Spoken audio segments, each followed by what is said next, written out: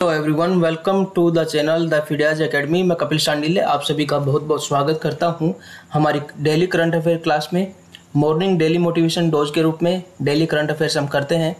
जल्दी से हम शुरू करते हैं पहला क्वेश्चन। और उससे पहले मैं बताना चाहता हूं, अगर आप नए हैं इस चैनल पर और आपने हमारा चैनल सब्सक्राइब नहीं किया है और हमारे साथ डेली करंट अफेयर्स जो है तैयार करना चाहते हैं, तो हमारे इसी चैनल पर जो है द फिडियाज एकेडमी नाम के यूट्यूब चैनल को सब्सक्राइब कर लीजिए।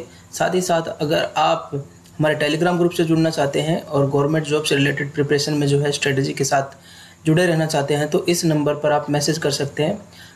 आपको जो है टेलीग्राम ग्रुप का लिंक भेज दिया जाएगा। अदरवाइज आप डिस्क्रिप्शन लिंक में जो है डिस्क्रिप्शन में जाएंगे तो वहाँ पर आपको टेलीग्राम चैनल का एक लिंक मिलेगा। आप उस पर क्लिक करेंगे तो आप जो है उस ग्रुप में पहुँच जाएंगे। चलिए हम जल्दी से शुरू करते हैं। हमारा पहला क्वेश्चन जो कहता है, विच institution publishes the global financial stability report semi annually. कौन सी संस्था अर्धवार्षिक वैश्विक वित्तीय स्थिरता रिपोर्ट प्रकाशित करती है? तो कुछ चीज़ें तो इन्होंने खुद बताई है कि ये सेमी एनुअल है, मतलब साल में 2 बार, 6 महीने में 1 बार। कौन सी संस्था है जो वैश्विक वित्तीय स्थिरता रिपोर्ट जो है प्रकाशित करती है?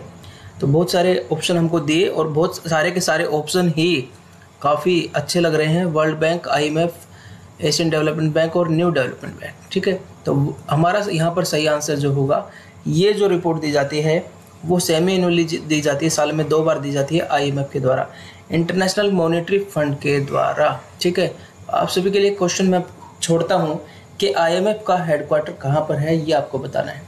अब ये जो रिपोर्ट है ये क्या बताती है कि फाइनेंशियल कंडीशन जो ग्लोबल लेवल पर कितनी स्टेबल चल रही है उसके बारे में बताती है। और इस हिसाब से जो है सारे देश अपनी अपनी जो इकोनॉमिक जो प्लानिंग होती है उसको एडजस्ट करते हैं। ठीक है, ये हो गया हमारा फर्स्ट क्वेश्चन। एक और बात आपको बतानी है जो मैं बता रहा हूँ, एक और चीज़ इस क्वेश्चन के साथ हम याद रख सकते हैं कि अगर इंडियन कंडीशन में देखें तो एक रिपोर्ट होती है जिसका नाम है फाइनेंशियल स्टेबिलिटी रिपोर्ट। ठीक है, FSR, फाइनेंशियल स्टेबिलिटी रिपोर्ट। ये किसके द्वारा, अगर इंडिया के कंटेक्स्ट में देखें, ग्लोबल के कंटेक्स्ट में हमने देखा है वैश्विक वित्तीय स्थिरता जो है वो IMF रिपोर्ट देता है। ठीक है, ग्लोबल फाइनेंशियल स्टेबिलिटी रिपोर्ट। लेकिन हमारे यहाँ पर एक फाइनेंशियल स्टेबिलिटी रिपोर्ट इंडियन जो होती है वो देता है RBI। तो 2 क्वेश्चन हम यहाँ पर कर रहे हैं, दोनों ही डिफरेंट क्वेश्चन है लेकिन दोनों ही बहुत बहुत एक्सपेक्टेड क्वेश्चन रहेंगे। अभी एक चेहरा दिखाया है आपको, एक विमेन जिसने अचीवमेंट हासिल की है काफ़ी कम एज के अंदर, मनु भाकर नाम है इसका, who was seen in news recently is associated with which sport. Manu Bhaker हाल ही की खबरों में रही जो मनु भाकर है वो किस खेल से संबंधित है? तो आप सभी अगर कंपटीशन की तैयारी कर रहे हैं तो आई थिंक आपने आंसर इसका पता है। आप अपना कमेंट करके मैसेज जो हमारा चैट है उसमें बता सकते हैं। ये क्वेश्चन रिपीटेड है, पहले भी करंट अफेयर में हो चुका है। तो इसका सही आंसर है शूटिंग। ठीक है, शूटिंग के अंदर जो है इन्होंने गोल्ड मेडल हासिल किया है। केवल 16 साल की उम्र में वर्ल्ड कप में जो है इन्होंने गोल्ड मेडल हासिल किया और सबसे कम उम्र की भारतीय बन गई हैं जो कि गोल्ड मेडल इन्होंने जीता है। यंगेस्ट वीमेन है, 16 ईयर में इन्होंने जीता।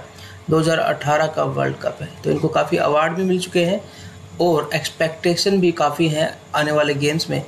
तो ये चेहरा जो है और ये नाम आपको आने वाले एग्जाम में कई साल तक हेल्प करेगा। नेक्स्ट क्वेश्चन है, Adiyur and Kutiyatur which were in news recently belong to which state. पहले तो देखना है कि अडियूर और कुटियाटूर है क्या, उसके बाद ये हाल ही में खबरों में क्यों थे, किस राज्य से संबंधित थे। थोड़ा सा हमने हिंट दे दिया है कि इनको GI टैग दिया गया है, जोग्राफिकल इंडिकेशन टैग दे दिया गया है। मैंने पहले भी बताया है, कई क्वेश्चन रिपीटेड हो रहे हैं और ये क्वेश्चन, इसलिए मैं सभी क्वेश्चन एक साथ ना लेके थोड़ा थोड़ा रोज करवा रहा हूँ ताकि आपको ज्योग्राफिकल इंडिकेशन के बारे में थोड़ा थोड़ा बता के कंसेप्ट डेवलप किया जाए। तो एकदम से नहीं बता रहे हैं। ज्योग्राफिकल इंडिकेशन टैग दिया जाता है। देखिए, जो भी देश WTO से, वर्ल्ड ट्रेड ऑर्गेनाइजेशन के सदस्य हैं, तो उन्हीं सभी को जो है अपने वहाँ की जो स्पेशल चीज़ें होती हैं उनको प्रोटेक्ट करना होता है। तो इसी प्रोटेक्शन को देने के लिए geographical indication of good act Bharat सरकार ने पास किया। ठीक है, geographical indication of good act, और वो 1999 में पास किया। इसके तहत अगर किसी स्पेशल ज्योग्राफिकल एरिया में कोई ऐसी चीज़ पैदा होती है जो कहीं और नहीं हो सकती, उस एरिया की ज्योग्राफी की कंडीशन, जो एनवायरनमेंट है, जो नेचर है, उसको एब्जॉर्ब करती है और उसमें वो खास गुण आ जाता है, तो उसको जीआई टैग दिया जाता है। जैसे बासमती चावल को दे दिया जाता है। जैसे अभी सोजत मेहंदी के बारे में बात की थी कि राजस्थान में सोजत मेहंदी को जो है ऐसा टैग दिया गया है। तो ये किसके द्वारा दिया जाता है, ये भी पूछ लिया जाता है कभी कभी। मिनिस्ट्री पूछे तो ministry of commerce and industry, ministry of commerce and industry, इसके द्वारा दिया जाता है। ठीक है। और दूसरा ये भी पूछ सकता है कि किस डिपार्टमेंट के द्वारा दिया जाता है। तो ये जो है ज्योग्राफिकल इंडिकेटर रजिस्ट्री एक डेवलप की जाती है। इस रजिस्ट्री के अंदर ये चीज़ें डाली जाती हैं जो चीज़ें जीआई टैग वाली हैं। और department of industrial promotion and internal trade department जो है वो इसी के अंदर, ministry of commerce and industry के लिए जो है इसी के अंडर एक डिपार्टमेंट है जो ये देता है। अब क्वेश्चन पूछता है कि ये, चलिए पता चल गया एडायूर कट्यूर को मिल गया है, कुटियट्टूर को किसने दिया है, कौन देता है, सब बता दिया है। अब पूछ रहा है कि ये असल में होते कौन से स्टेट के अंदर है, तो ये केरला स्टेट के अंदर होते हैं। और ये क्या होते हैं वो भी आपको बता देते हैं कि ये जो एडायूर है ये एक मिर्च है। ठीक है, ये मिर्च है जो कि केरला के अंदर होती है। और उसके बाद ये कुडियट्टूर जो है ये एक तरह का आम है, आम की किस्म है, जो ये भी केरला के अंदर ही होती है। तो आपसे पूछ सकता है, काफ़ी करंट में क्वेश्चन हो गया। और ये क्योंकि कंजर्वेशन से रिलेटेड है, एनवायरनमेंट को कंजर्व करने से, तो अपनी जो यहाँ की संपदा है उसको प्रोटेक्ट करने के लिए है, तो ये हमेशा एग्जाम के अंदर फेवरेट बन जाती हैं चीज़ें। क्वेश्चन रिपीटेड है, थोड़ा घूम के आया है। Fumio Kishida has taken over as the new prime minister of which country. तो फूमियो किसीदा ने कौन से देश की प्राइम मिनिस्टर के रूप में जो है पदभार ग्रहण कर लिया है। Germany, Singapore, Japan and Malaysia. तो जर्मनी तो एक्सपेक्टेड नहीं है क्योंकि नाम के हिसाब से हमारा लोकेशन इन तीनों देशों में ही बन रहा है, लेकिन फिर भी हमारा सबसे प्रिय मित्र देश बनता जा रहा है जापान, क्योंकि जापान के चाइना के साथ डिस्प्यूट बढ़ते जा रहे हैं सी बाउंड्रीज के। तो जापान हमारे देश को एक मित्र के रूप में जो है देखता है, और इसलिए हमने जो है क्वाड देशों की सम्मेलन में भी देखा था कि जापान उसमें शामिल था। ठीक है, तो जापान और भारत उसमें शामिल थे। तो ये जो है जापान के नए प्रधानमंत्री बने हैं कौन, फूमियो किसीदा। ये हमारा आंसर हो गया Japan. Next question is which state government is set to have cow cabinet for protection of cows in the state. कौन सी स्टेट गवर्नमेंट ने जो है राज्यों में गायों की सुरक्षा के लिए गाय कैबिनेट स्थापित किया है। तो सही आंसर कौन सा होगा, उत्तर प्रदेश एक्सपेक्टेड है, मध्य प्रदेश, बिहार एंड गुजरात। तो मोस्ट एक्सपेक्टेड आपको कोई भी लगता हो, लेकिन आंसर हमारा है Madhya Pradesh is that state which has established cow cabinet for protection of cows in state। ठीक है, तो ये एक अलग तरह की कैबिनेट है, अलग है। तो ये क्वेश्चन पूछा जा सकता है क्योंकि गवर्नमेंट की तरफ से डिसीजन लिया गया है। Which former general manager of bank of Baroda. तो बैंक ऑफ बड़ौदा के एक फॉर्मर जनरल मैनेजर हैं, has been appointed by the RBI as the administrator of NBFC. तो एनबीएफसी में जो अनियमितता चल रही थी और उनका भुगतान का जो बिल जो है वो 18,000 करोड़ का बन गया था बहुत सारे बैंकों को देने के लिए, और उस भुगतान में जो वो डिफ़ॉल्ट कर रहे थे उसकी वजह से आरबीआई ने क्या किया है कि एनबीएफसी का एडमिनिस्ट्रेटर किसी एक ऐसे व्यक्ति को बना दिया है जो कि बैंक ऑफ बड़ौदा में जनरल मैनेजर रहा है। तो वो व्यक्ति कौन है, ठीक है, ये पूछा है, जिसको एनबीएफसी का अभी प्रशासक नियुक्त किया गया। दिनेश पंत, पदम कुमार, रजनीश शर्मा और दिवाकर प्रसाद सिंह। तो इसका सही आंसर होगा Rajneesh Sharma is the right answer, जो कि अब इसकी बागडोर संभालेंगे और इसका प्रबंधन संभालेंगे, बिकॉज डिफ़ॉल्ट बढ़ता जा रहा था और भुगतान जो है उसमें देरी हो रही थी। एक अच्छा क्वेश्चन है, किस देश ने पहली बार परमाणु पनडुब्बी से लॉन्च किए जाने वाले घातक हाइपरसोनिक मिसाइल का सफल परीक्षण किया है। तो ऐसी पनडुब्बी जो पानी के अंदर जो एक यान बनाया जाता है उसको पनडुब्बी कहते हैं। अगर वो परमाणु ईंधन से चलती है, न्यूक्लियर फ्यूल से चलती है, तो वो परमाणु पनडुब्बी हो गई है। डीजल से भी चलने वाली होती थी। ठीक है, अब देखिए ये परमाणु पनडुब्बी को इसे लॉन्च करने वाला एक घातक एक हाइपरसोनिक मिसाइल जिरकोन नाम से एक मिसाइल जो है जो कि हाइपरसोनिक है। अब हाइपरसोनिक क्या होता है, देखिए सबसोनिक होता है साउंड की गति से कम। ठीक है, उसके बाद आ जाता है सुपरसोनिक।